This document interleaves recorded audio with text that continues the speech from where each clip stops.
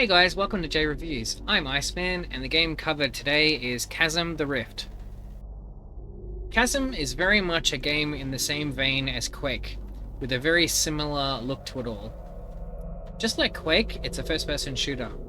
Chasm was developed and released by the Ukrainian studio Action Forms in 1997 for MS-DOS computers. The game is primarily set on Earth during different time periods, which have been invaded by an alien force known as the Time Strikers. You play the role of a member of a special forces team, tasked with defeating the alien invaders. And that's pretty much all there is to the game. It is super basic, just as was common in many first-person shooters of that time period of the late 90s. Narrative to the game is told entirely via cutscenes at the start of each mission, where it looks like you're sitting at a briefing table and get told the general mission structure of the mission ahead by a staff of the government task force. The feel of this game, as noted earlier, is nearly identical to Quake, in both the gritty look, the art style, and the early 3D graphics, as well as the way that it controls. It is Quake through and through. It's very early 3D first-person shooter stuff, with none of the advanced aspects that you'd be seeing in later games, like rich storytelling or fancy 3D effects style stuff. None of that. Just the pure basics. Even the sound effects sound very much like Quake, with some of the guns sounding nearly identical, as you'll see here.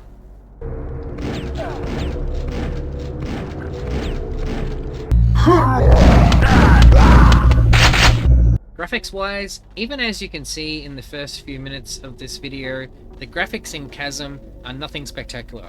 You certainly won't get to see any fancy 3D stuff like games like Unreal or even Quake 2. Just very simple, basic style 3D stuff. So things like water effects are nothing special. It does have some basic weather effects that you see in the first level, but nothing super advanced. One key aspect of Chasm graphically that did make it stand out at the time was its body dismemberment system, where you can shoot off enemy heads, arms, legs, and more.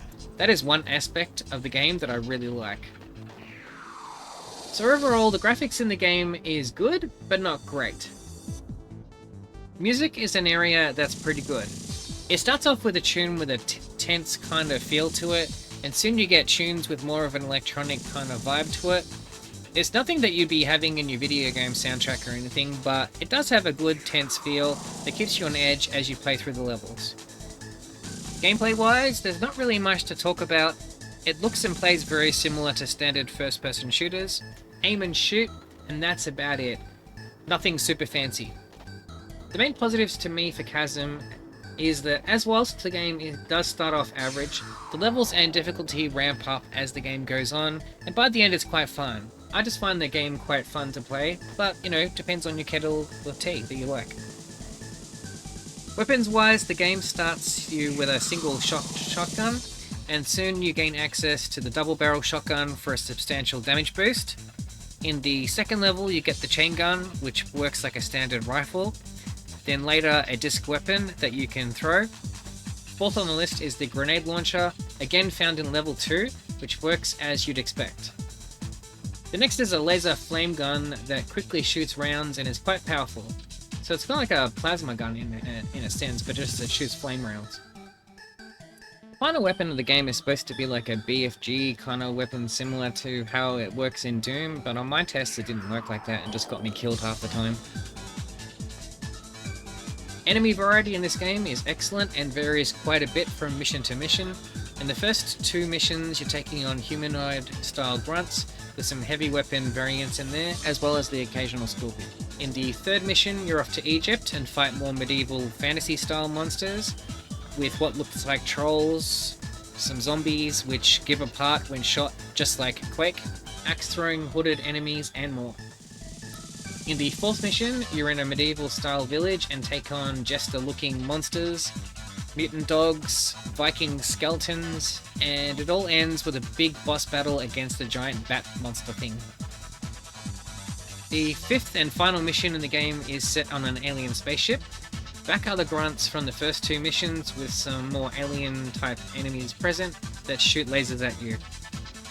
It all culminates with a battle against a big alien beast that you essentially need to jump inside and defeat from within, just like in Quake 1. On the subject of multiplayer, there was LAN support built into the game, but this is one that I never got a chance to try out with that, so can't speak much on it. I would have really liked to have though. On the subject of bugs and technical issues, the original version of Chasm is a bit of a pain to get working on modern systems. Back at the time of my playthrough, which was back in 2021, the best way to play it back then was via a mod called Chasm Portable.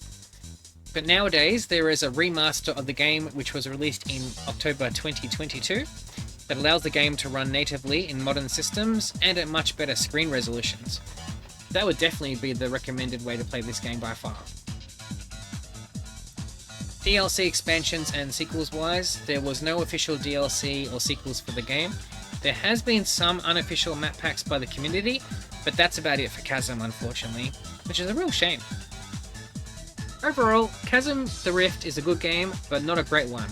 If you've played Quake 1 and really enjoyed that and are looking for something similar, then hell yeah, I would definitely recommend this game to you.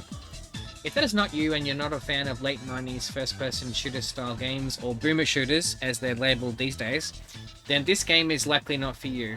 Personally, I quite like the game and enjoy playing through it, but I absolutely totally get that it is not a game for everyone. Absolutely, totally get it. And that's about it.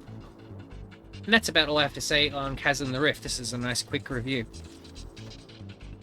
If you've enjoyed this video and would like to see more videos in this series, be sure to hit the subscribe button. And just check out my channel for further videos and you'll find out what else is available. And with that, this is Iceman of JReviews signing out. Guys, have a good one.